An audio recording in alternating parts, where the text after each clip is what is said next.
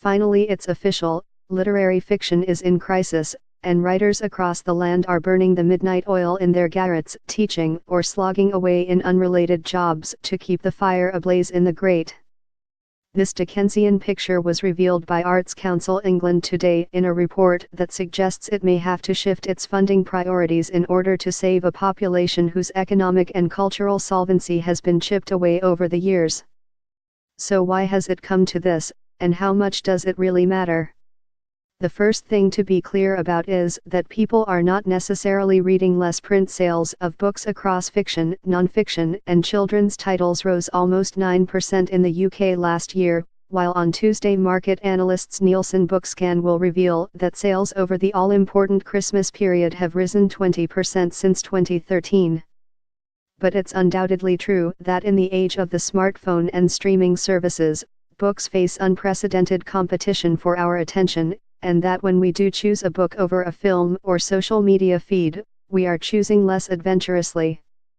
Last year's chart topper was J.K. Rowling's, and Jack Thorne's, play script for Harry Potter and the Cursed Child. Rowling also appeared in 12th, 28th, 64th and 95th place, the latter as her alter ego, crime writer Robert Galbraith, a success due to the combination of branding and familiarity that can keep a bandwagon rolling for years if not decades. Philip Pullman's His Dark Materials follow-up, La Belle Sauvage, has sold nearly 250,000 copies since October.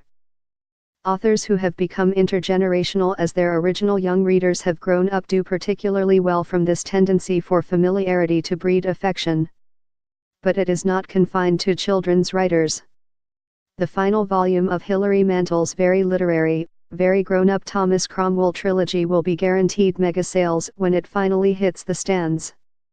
This continuity imperative has long been built into the foundations of commercial publishers, who expect many of their most successful writers to cough up a book a year.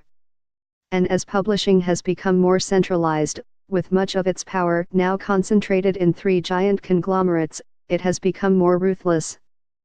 The brutal truth is that through the 1980s and 90s it was possible for the literary novelist to make a living on advances that didn't earn out.